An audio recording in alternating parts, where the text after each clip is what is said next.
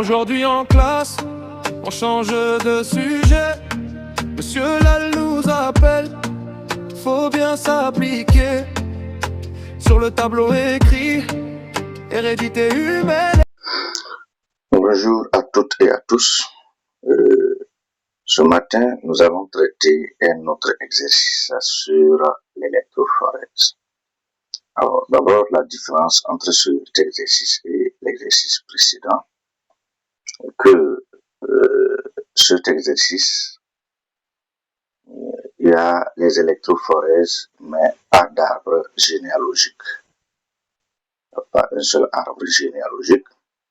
Et ici, pour pouvoir le traiter, il faut utiliser deux familles, les membres de deux familles, où ces deux familles ne sont pas complètes. D'abord, lorsque nous prenons la famille F, ici nous avons la famille F, et seulement il y a le père, un enfant et un deuxième enfant, un premier enfant et un deuxième enfant. Ensuite, au niveau de la famille prime, nous avons seulement la mère, un premier enfant et un deuxième enfant. Donc, nous allons remonter et lire l'exercice et corriger. On cherche à déterminer le mode de transmission d'une maladie héréditaire. Pour cela, une électrophorèse de l'ADN du gène responsable de la maladie chez certains sujets de deux familles F et F' a été réalisée. Les résultats obtenus chez les deux familles F et F' sont représentés dans le document ci-dessous. Alors, la première question. Exploiter les données de ce document en vue de préciser petit a l'allèle responsable de la maladie et l'allèle normal. Et pour préciser l'allèle responsable de la maladie, lorsque nous prenons le cas d'électrophorèse, si on observe attentivement, il y a souvent soit un individu qui possède un seul allèle et qui est atteint, soit un individu qui possède un seul type d'allèle et qui n'est pas atteint. Donc, le cas d'ici, c'est un individu qui possède un seul type d'allèle et qui est atteint, le père de la famille F. Donc, le père de la famille F est atteint. Il possède seulement l'allèle A1. Donc, ça veut dire que l'allèle A1 est responsable de la maladie et l'allèle A2 est l'allèle normal. La deuxième question, c'est-à-dire le petit b, on demande tout simplement la relation de dominance. Donc, la réponse, elle est là, la réponse de petit a. Donc, le père de la famille F a un seul allèle A1 et il est atteint. L'allèle A1 est donc l'allèle de la maladie et l'allèle A2 est l'allèle normal. Donc, petit b dit l'allèle, la relation de dominance entre les deux allèles. Donc ici, on demande parmi l'allèle A1 et l'allèle A2, lequel des deux allèles est dominant. Alors, lorsque nous prenons à part le père, nous voyons ici l'enfant E1 qui a deux allèles. Mais on n'a pas donné une information sur la santé de l'enfant E1. Donc, souvent, pour savoir si l'allèle de la maladie est dominant ou pas, on observe soit l'arbre généalogique, soit l'électrophorèse, on observe soit l'arbre généalogique et l'électrophorèse, soit on observe l'électrophorèse avec mentions qui sont signées. Par exemple, lorsque nous prenons ici au niveau de la famille F',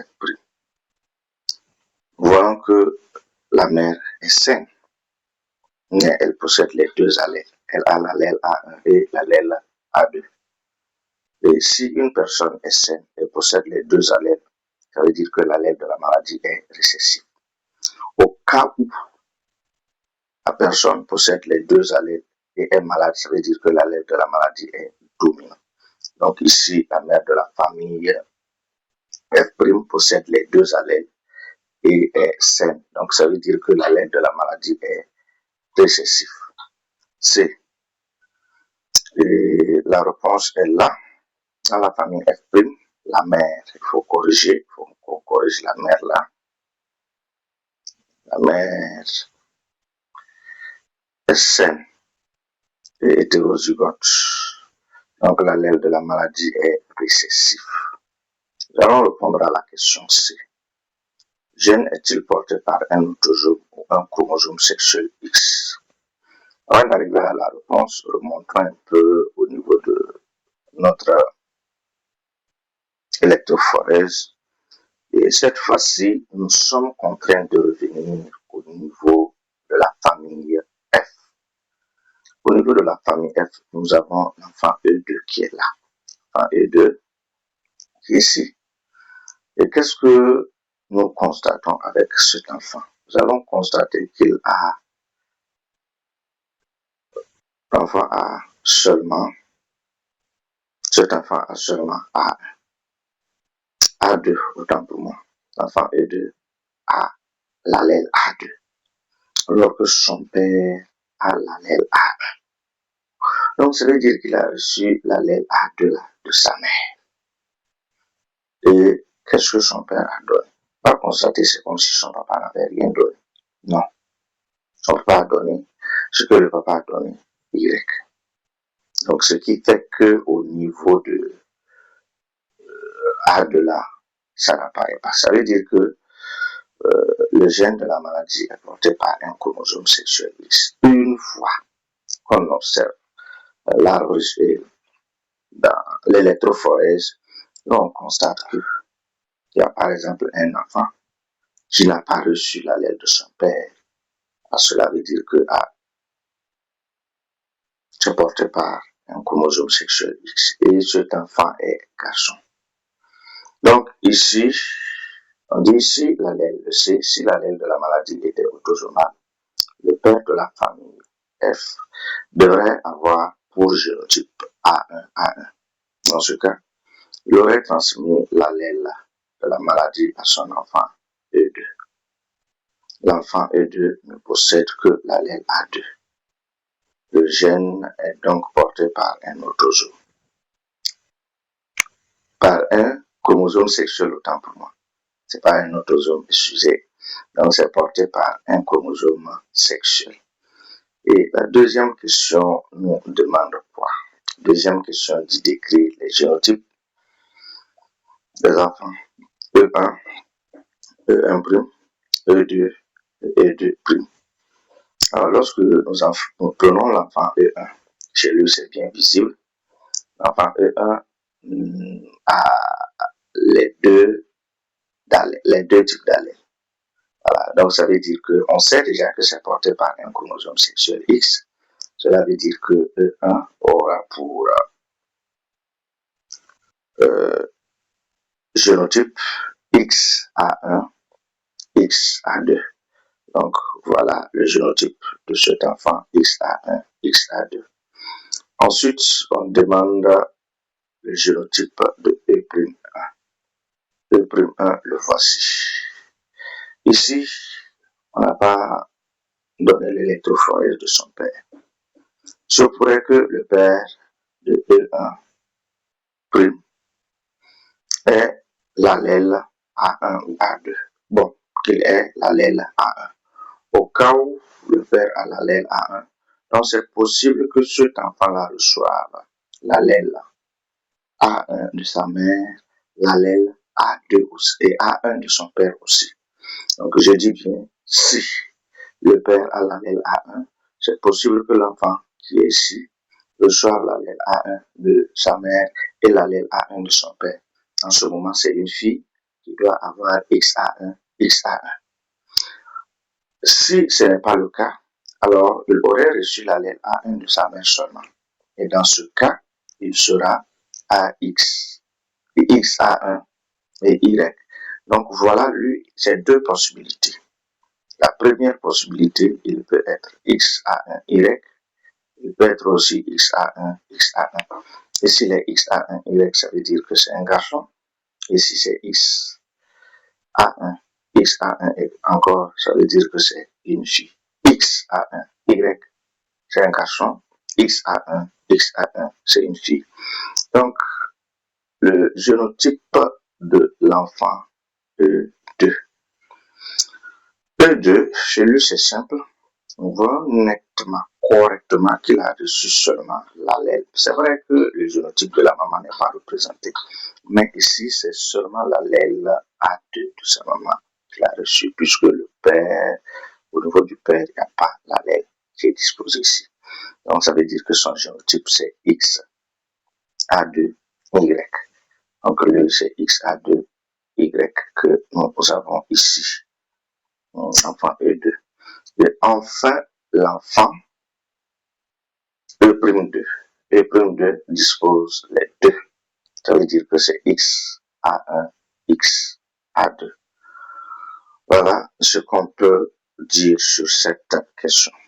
Dans la troisième question, nous demande quoi? De déterminer les génotypes du père de la famille F et de la mère de la famille F'. Lorsque nous prenons le père de la famille F, nous allons constater que le père de la famille, nous allons constater qu'il a seulement A1. Et s'il a A1 seulement, ça veut dire que c'est XA1Y. Et au niveau de la mère de la famille F', c'est XA1, XA2. Donc, la réponse est là. Nous avons ici XA1, Y pour le père de la famille F. Et pour la mère de la famille F', nous avons XA1 et XA2. Alors, on pourrait donner d'autres informations supplémentaires et demander de déterminer d'autres choses, de répondre à d'autres questions. Par exemple, ici, on pourrait dire que la mère de la famille F est homozygote. Ici, elle est homozygote. On allait demander aussi de donner